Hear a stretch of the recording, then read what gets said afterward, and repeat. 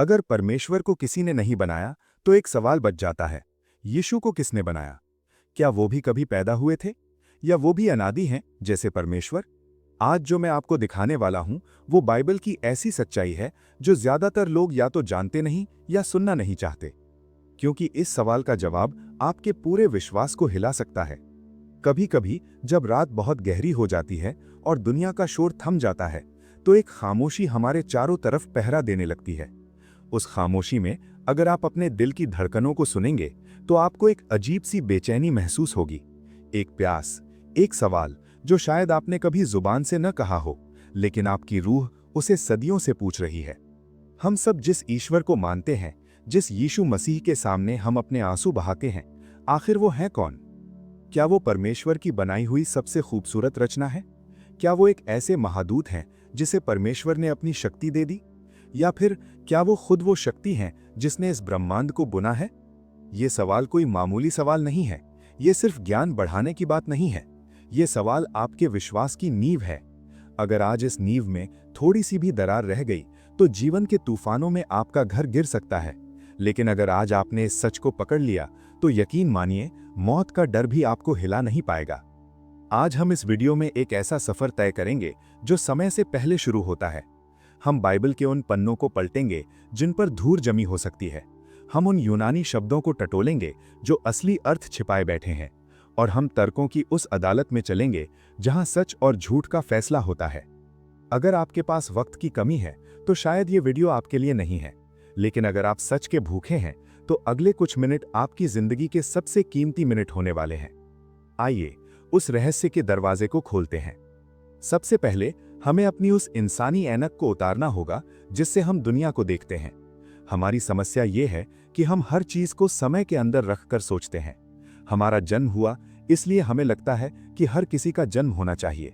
हमारे पिता हमसे उम्र में बड़े हैं इसलिए हमें लगता है कि पिता परमेश्वर भी पुत्र यीशु से उम्र में बड़े होंगे। ये इंसानी तर्क है, और जब हम अनंत परमेश्वर को अपने छोटे से दिमाग के तर्क में फिट करने की कोशिश करते हैं तो हम गलती कर बैठते हैं। कल्पना कीजिए उस वक्त की जब वक्त ही नहीं था, घड़ी की सुइयां नहीं थीं, न साल थे, न सदियां, न सूरज था, न सितारे, न उत्तर दिशा थी, न दक्षिण। सिर्फ एक असीम अनंत गहरा सागर था, अस्तित्व का सागर। वहां कौन था? बाइबल, जो परमेश्वर का प्रेम पत्र है, हमें अपनी पहली सांस में एक राज बताती है। नहीं, मैं उत्पत्ति की बात नहीं कर रहा, मैं बात कर रहा हूं यूहन्ना रचित सुसमाचार की। आदि में वचन था और वचन परमेश्वर के साथ था और वचन ही परमेश्वर था।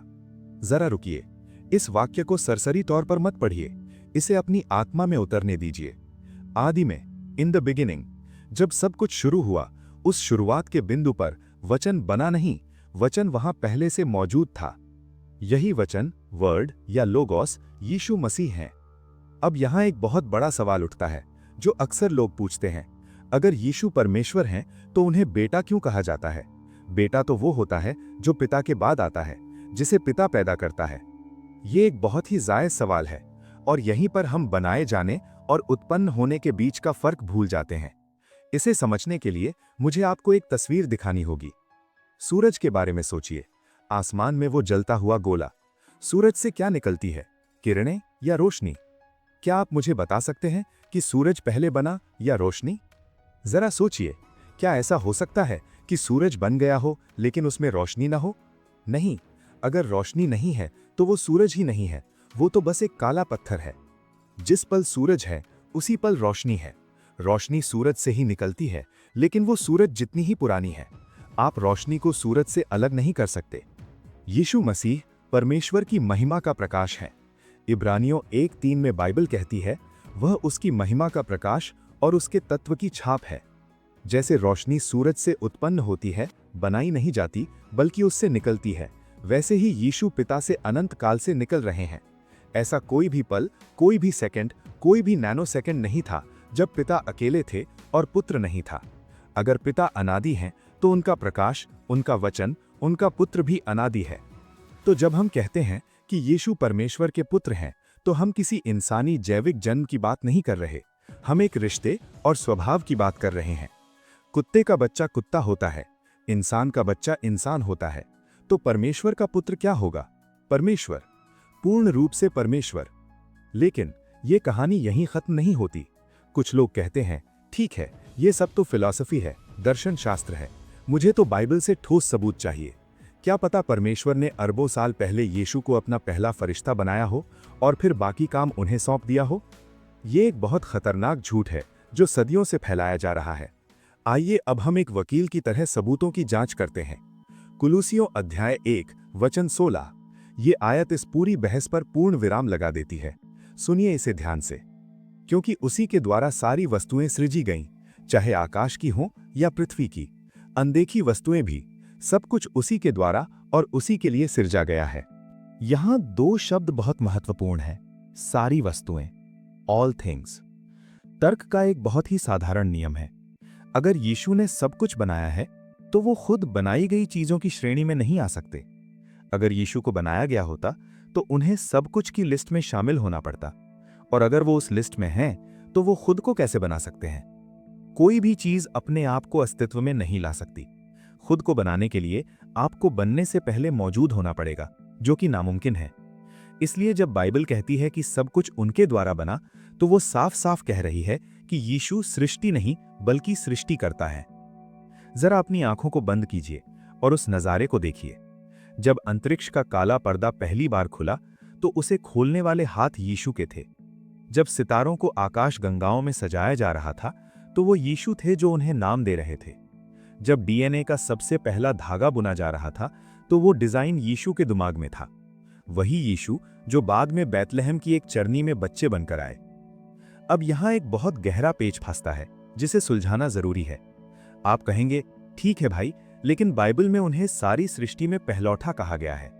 पहलौठा का मतलब तो पहले पैदा होने वाला ही होता है ना। यही वो शब्द है जहां लाखों लोग ठोकर खाते हैं। पहलौठा। हमें यह समझना होगा कि बाइबल आज की हिंदी या अंग्रेजी में नहीं लिखी गई थी। ये उस समय की संस्कृति में लिखी गई थी जहां शब्दों का वजन कुछ और था। यब्रानी संस्कृति में पहलौठा होना सिर्फ जन्म की तारीख से तय नहीं होता था। ये एक पदवी थी। इसका मतलब था वारिस, मालिक या सबसे ऊंचा। मैं आपको इसका सबसे बड़ा सबूत देता हूं। बाइबल के पुराने नियम में राजा दाऊद को देखिए। दाऊद अपने पिता यिशै के 8वें बेटे थे, सबसे छोटे, सबसे आखिर में पैदा हुए। लेकिन भजन संहिता 89:27 में परमेश्वर दाऊद के बारे में कहते हैं, मैं उसे अपना पहलौठा बनाऊंगा जो पृथ्वी के राजाओं में प्रधान होगा। जरा सोचिए, जो सबसे आखिर में पैदा हुआ उसे परमेश्वर पहलौठा कैसे कह सकते हैं? क्योंकि यहां पहलौठा का मतलब पहले पैदा होना नहीं है। इसका मतलब है मैं उसे सबसे ऊंचा स्थान दूंगा।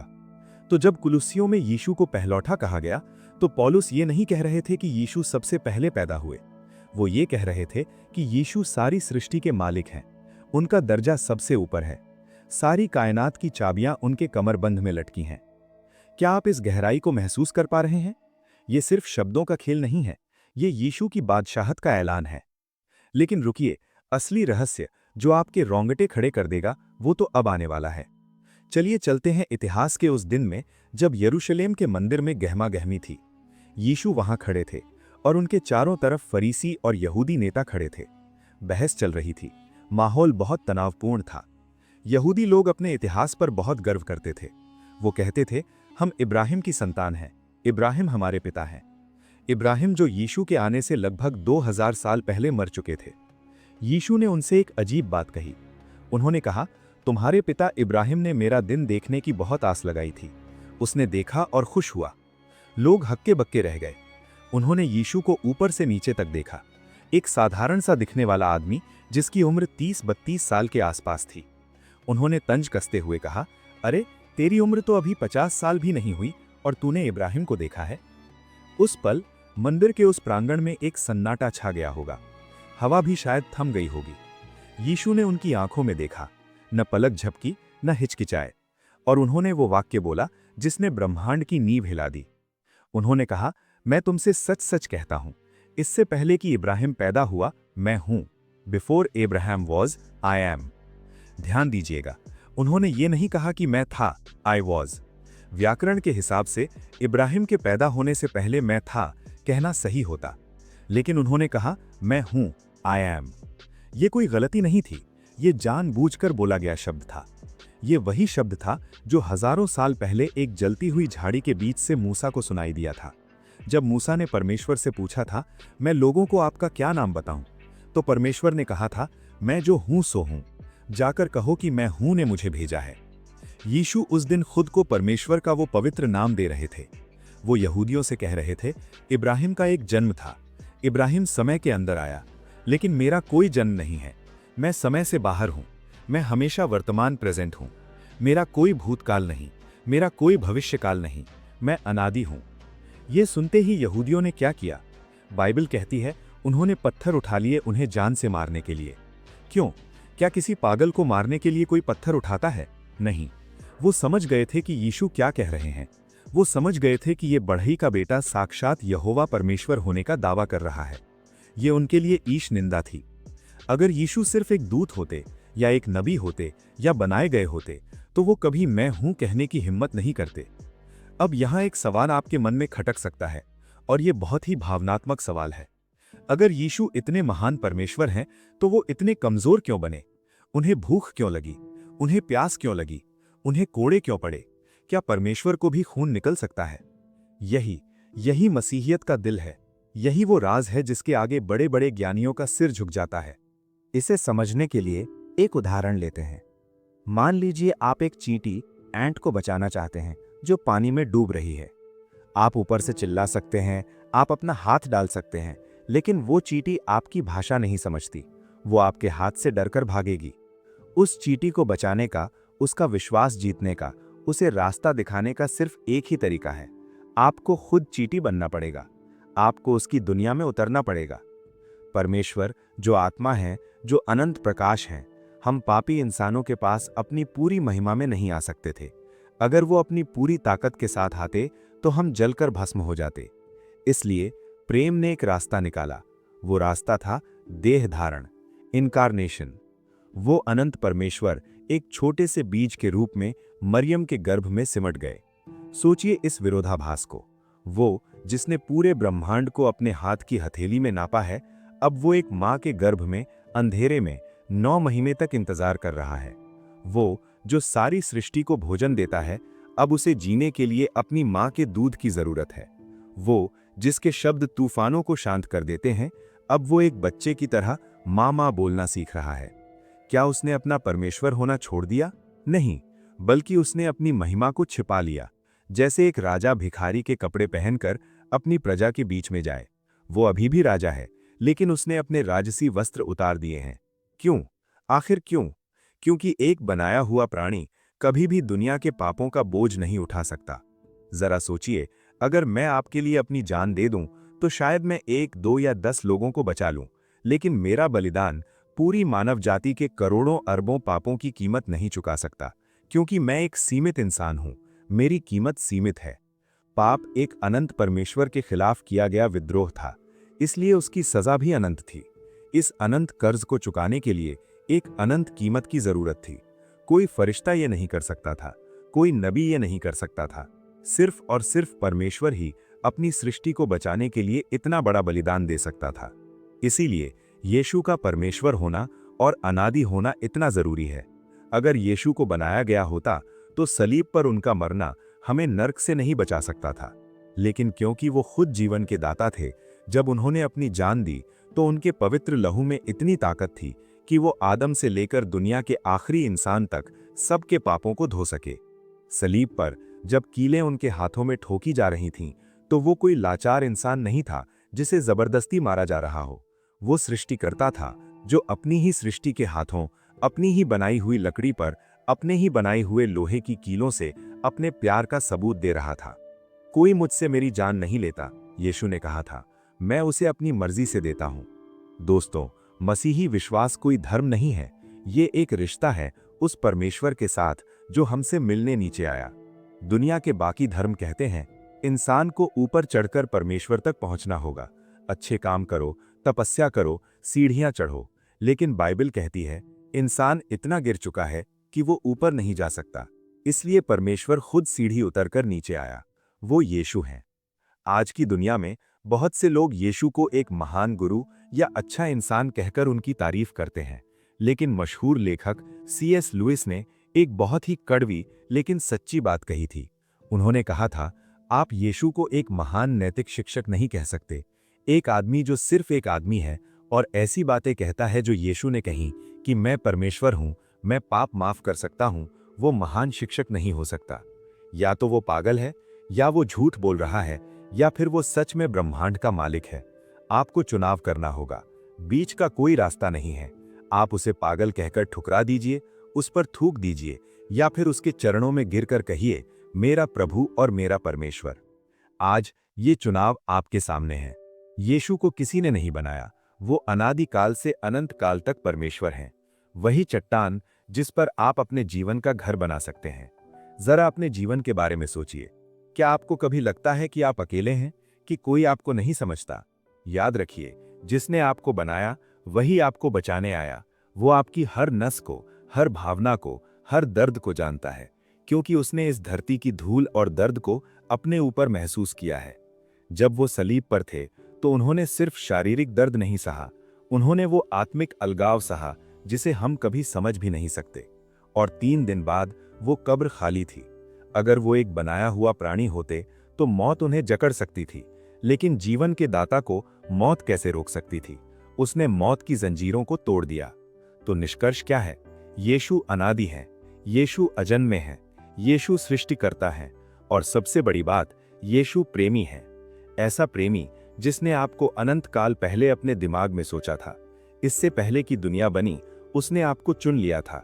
वो आपसे इतना प्यार करता है कि अपनी महिमा छोड़कर आपके लिए धूल में मिल गया। आज वो आपसे कुछ मांग नहीं रहा है, वो अपनी महानता का रौब नहीं जमा रहा है, वो बस दरवाजे पर खड़ा खटखटा रहा है। वो अनादि परमेश्वर आपके छोटे से दिल में घर बनाना चाहता है। क्या आप उस सच्चाई को, उस जीवन को, उस अनंत प्रेम को अंदर आने देंगे? ये फैसला सिर्फ और सिर्फ आपका है। अगर यीशु अनादि है तो एक और सवाल उठता है, परमेश्वर को किसने बनाया? इस सवाल का जवाब जानने के लिए ये वीडियो जरूर देखिए। याद रखिएगा, दुनिया बदल सकती है, पहाड़ अपनी जगह छोड़ सकते हैं, सितारे टूट सकते हैं, लेकिन यीशु मसीह कल, आज और हमेशा एक से हैं। आप उन पर भरोसा कर सकते हैं पूरी तरह से। प्रभु आपको इस सच्चाई में बढ़ने की समझ और आशीष दे।